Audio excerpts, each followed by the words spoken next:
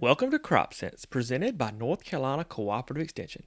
I'm Jacob Morgan, a field crops agent with North Carolina Cooperative Extension. Today we have Dr. Chad Poole, Bio and Ag Engineering and Water Resiliency Specialist with North Carolina State University. Good morning, Dr. Poole. Could you tell us a little bit about yourself? Good morning, Jacob. I want to thank you for inviting me to come out today to take part in this.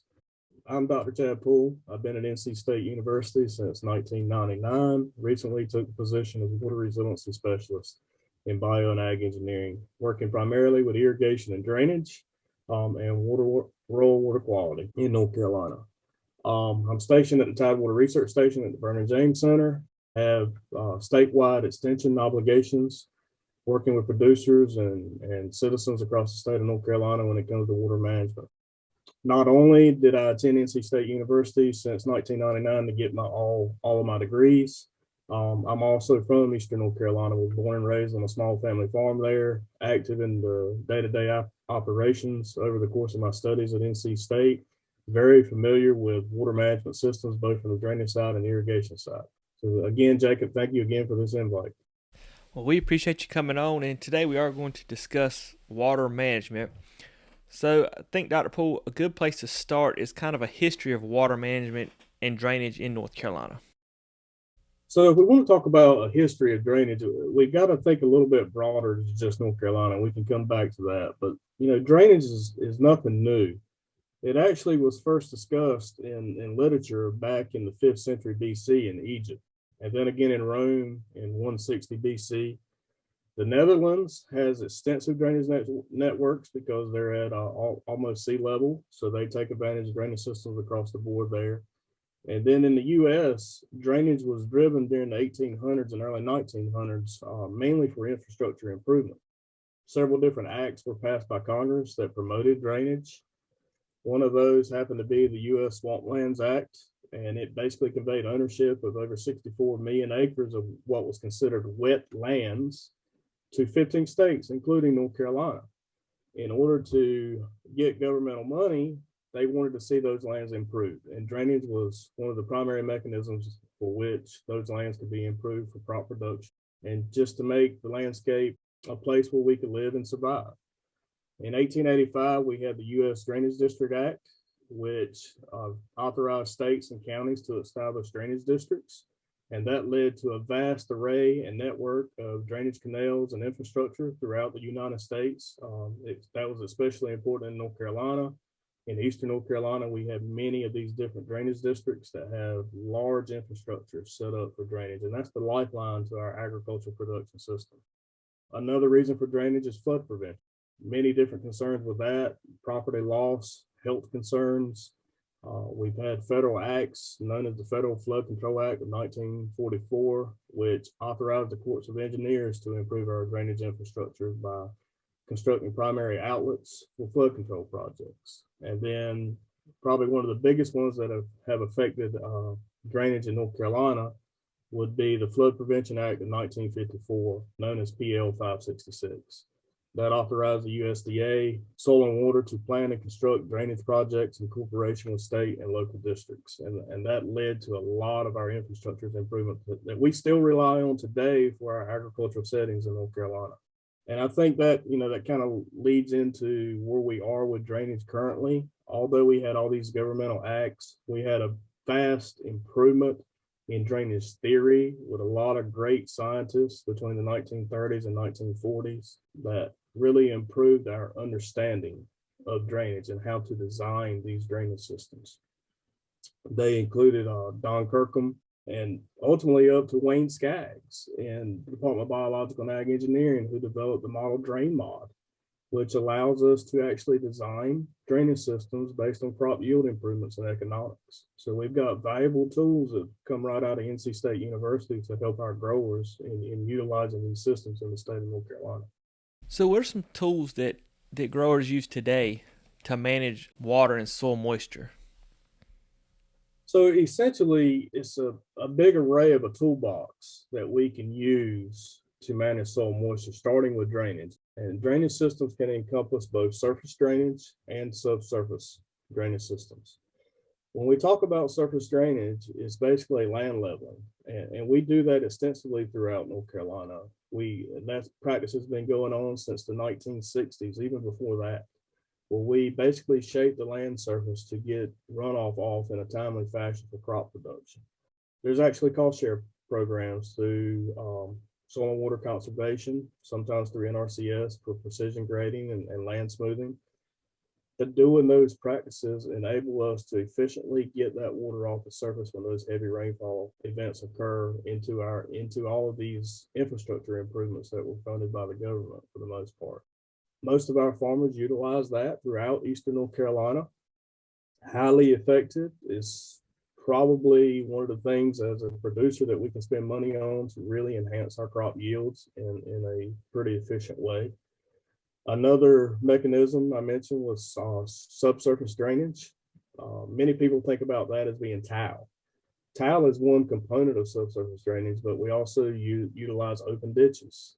Most of the time we think about those ditches as just being a conveyance for these surface runoff events, but they do much more than that. When ditches are greater than 3.5 foot deep, they act very similar to a tile system. They still remove water from the water table when we have high intensity rainfall events and wet conditions.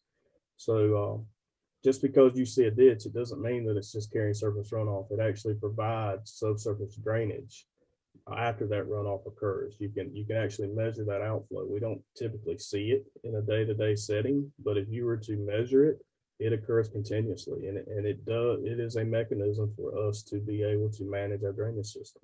Since the 1970s, probably started in the 1930s in the Everglades of Florida, but in North Carolina, it's really expanded since the 1970s. We use a practice called controlled drainage. And you may be familiar with this, is where you have a flashboard riser structure. In other words, a structure you can place in a drainage ditch or canal that you can put weirs in that structure or boards to kind of control the drainage outflow. It's a way of managing that drainage so it doesn't just occur continuously, and that allows us to alleviate a lot of drought conditions in crops. If we actually manage those structures, we can hold back water from rainfall events and get us through periods of drought. The crop can take advantage of that water. We've shown in research at NC State that the use of controlled drainage, when it's managed appropriately, can increase corn and soybean yields by over 10%. So that's one practice. You can utilize those same structures with a water source, such as a well or a surface pond. If you have a subsurface drainage system with ditches or tiles, you can actually sub-irrigate back into that system utilizing those control structures. So management of that is very critical. Currently, we have new automated control structures that allow the system to be managed basically remotely and automatically without the grower having to make these decisions on a day-to-day basis by looking at the water table, the moisture content in the soil, and making the decision of whether that system should drain water out or should put water back in or hold water, depending on the crop growth stage. And when you add in the fact of utilizing irrigation systems on the surface or through drift or some other means, you really have a total approach to water management. So not only can we control the drainage outflow, but we can control what we put back into the system and really enhance yields. And that's where we're going in the future, this total ag water management, utilizing this technology to basically handle not only the outflows, but the inflows to the systems to enhance crop yields. So you touched on water control structures, and I think that's something that quite a few people in Eastern North Carolina are familiar with, have seen them. What percentage of water control structures do you think are being actively managed across North Carolina, if you had to put a number on it? Jacob, I don't know that I can put a number on that. I can tell you that back in 2008, I believe there was an informal survey done in the Neuse River Basin of control structures that had gone out of contract, I believe, with the cost share program. And I think 20 producers were kind of asked whether they manage those systems. And in order to be considered management, they basically just had to have 2 boards in the structure, and it was considered a managed structure. And I think out of the 20, less than 4 had active management of the structures, and maybe 5 to 6 had the 2 boards in the system and they just left it there. They weren't actively managing it, but it was considered a managed structure. That led to a lot of the work that I was just discussing on the yield improvements with utilizing these structures. And we saw those yield benefits of 10% with corn and soybeans just on the typical cost share management agreement, just leaving those boards at preset elevations. So you're right. We've got a huge amount of infrastructure in these control systems, these control structures out here in North Carolina. And if they were properly managed, we can conserve somewhere on the scale of 3 to 5 inches of rainfall during the growing season that can be used by the crop. So with yield increases of 10+% on various crops and the fact that we can conserve water, it can really save us investment in irrigation costs and pumping costs because we're going to utilize the naturally available water by managing these systems. So obviously, it depends. There's a lot of extension answers, but can you kind of run down a general calendar on putting boards in and taking boards out? Kind of how that, obviously, like I said, this is going to depend on rainfall and that sort of thing. But just kind of a general when you would suggest people look at putting boards in and taking them out, and that sort of just kind of a calendar of so people can kind of get an idea of when they might think about looking at those boards and taking some action. So typically in most years with control structures, we always recommend to put the boards in during the fallow season, which is after harvest, going through the winter months. The theory behind that is we get huge water quality improvements. We don't lose the nitrogen and phosphorus to our rivers and estuarine systems. More importantly, residual nitrogen stays in the farm field, so it can be used during the growing season. So that's one important component of it, is to put those boards in during the fallow period, during the winter. The next thing, we have to lower those boards to prepare for planting. So typically in March, early April, we would pull those boards down to get the water table down sufficiently in the field so we can get out and till and get ready to plant the crop. After we get that in and it's established, we've got a good stand, the crop begins to actively grow. We want to slowly start raising those boards back up.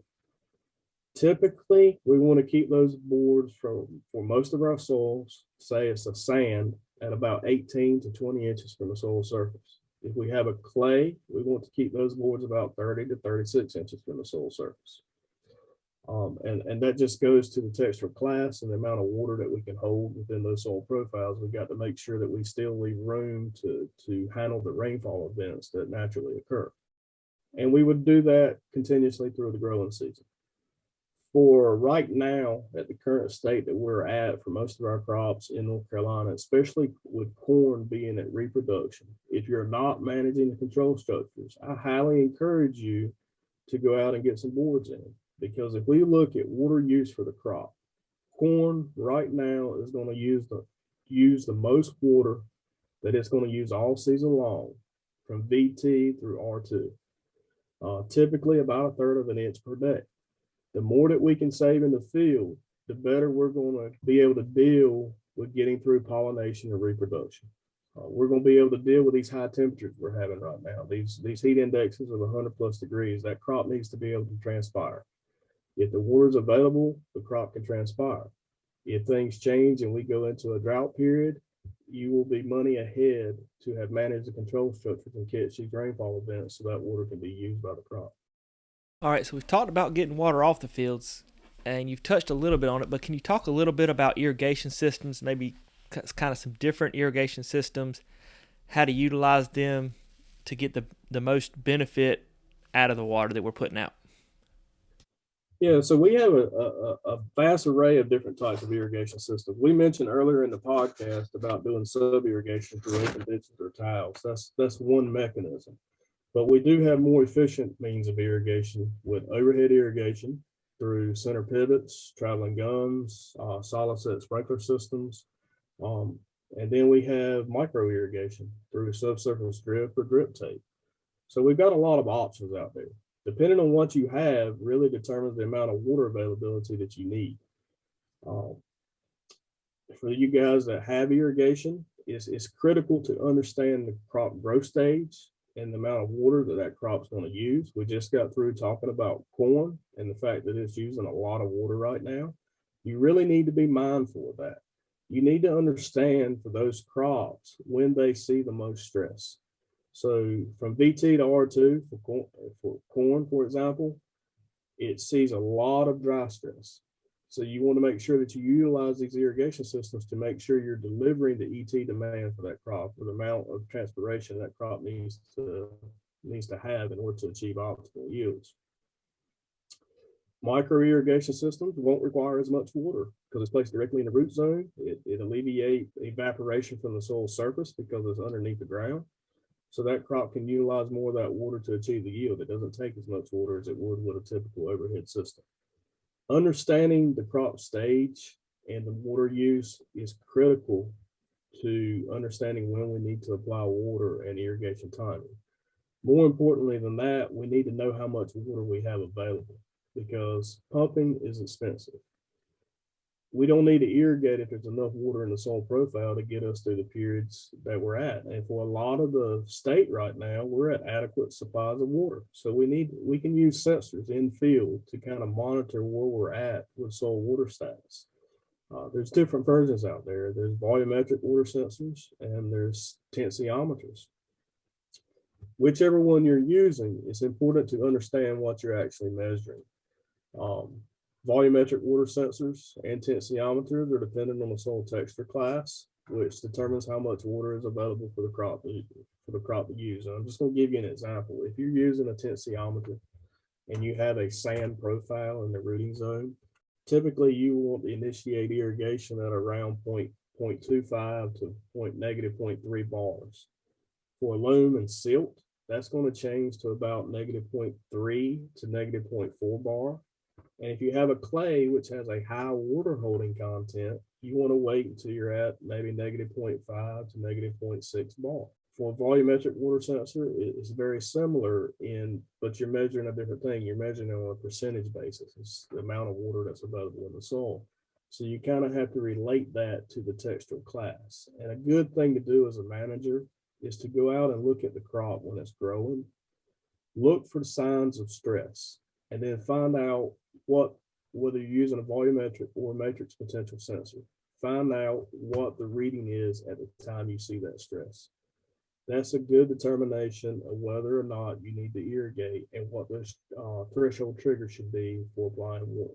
So, can you talk a little bit about using irrigation, overhead irrigation, for cooling a crop down? We may have adequate water in the soil profile, but corn's trying to pollinate, or soybeans, we're trying to just cool that crop down. Is that something that's recommended, or is that a different strategy as far as just trying to get some overhead irrigation to cool that crop down?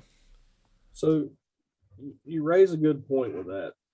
When we're irrigating, you're not necessarily going to cool the canopy by just spraying water over the top. What really cools the canopy is the fact that the plant can transpire. It's just like us. If we're out working in the hot sunshine, we need to be able to basically sweat. That's our cooling mechanism. A plant does the same thing. It has to transpire that water out. That's its way of cooling itself. So just pouring additional water on the crop when you have adequate water supplies is not really going to help you from a cooling standpoint. Actually, we have some data that I collected. One of my grad students collected last year. It's really interesting because we were looking at irrigation strategies and how it affects crop temperature. And you would expect that in drought conditions, when you don't have enough water supply, that the canopy temperature will drastically increase. And we saw that. But what we also did was over irrigate the field. We actually created situations where we were above field capacity, almost to the point of saturation. And what happened in that case was the plant shut down. It was very similar to the drought conditions. It couldn't transpire because it didn't have oxygen. So the temperature in the canopy actually increased almost like it did in the dryland condition. So you really need to be very careful with that strategy.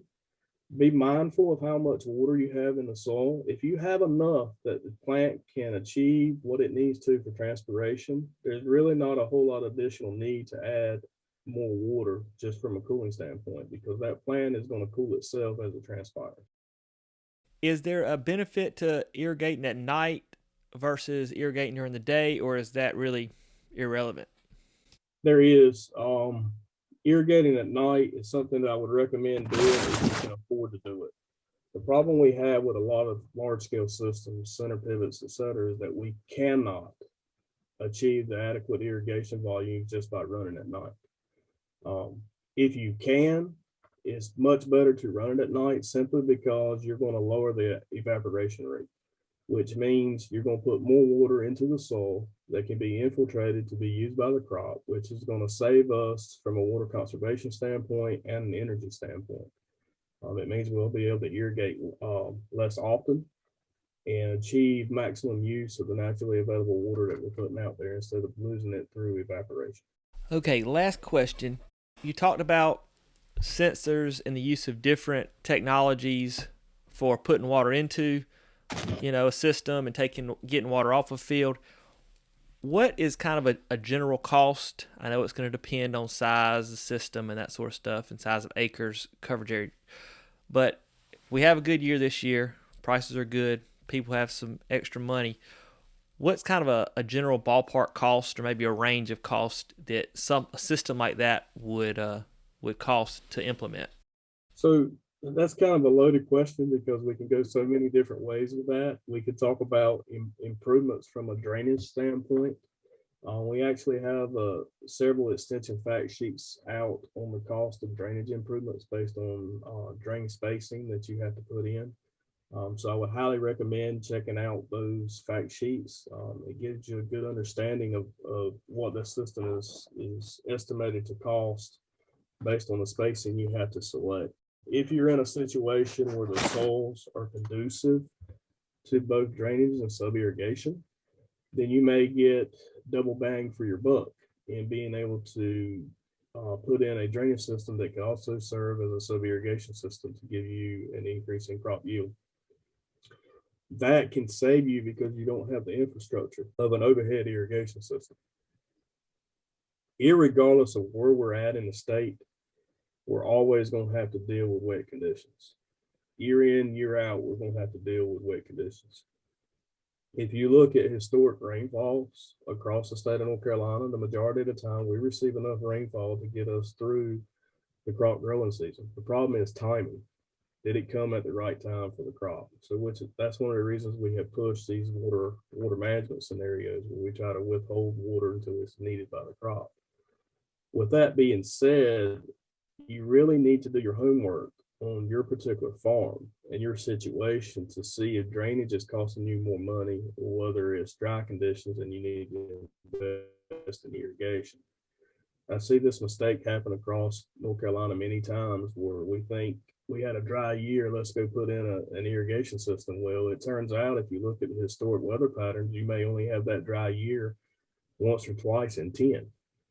But in a lot of cases, those other 8 years, there was significant wet stress that occurred in the crop, and the money probably should have been invested more in a drainage system.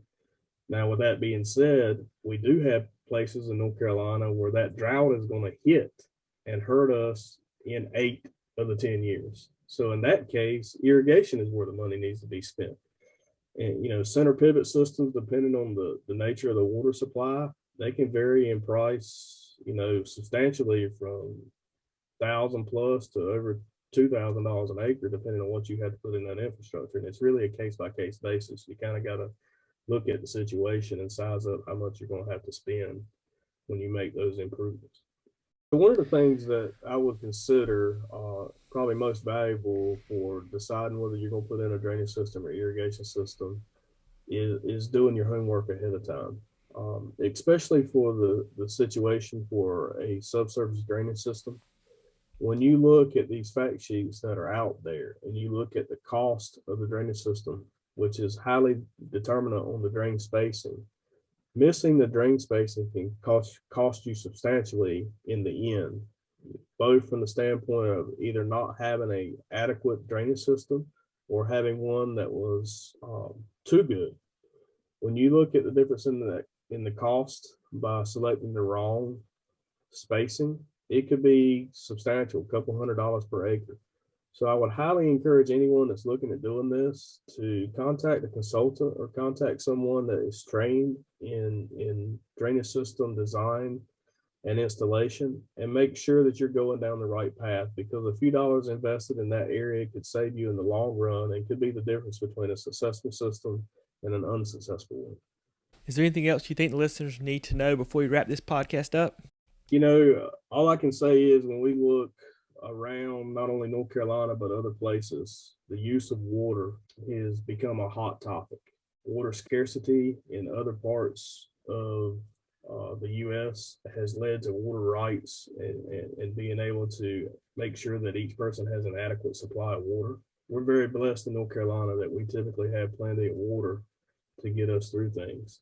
But we need to spend the time now to make sure we're doing what we need to do to manage this resource moving forward, to make sure that we understand how much we're using and how much we're predicted to use in the future. So I would highly recommend to everyone that has these systems, especially the irrigation systems, to keep up with your water use, document it, and make sure you know what you're using, because it is a valuable resource that we often don't think about. It's kind of out of sight, out of mind, because we do have it in a plentiful supply.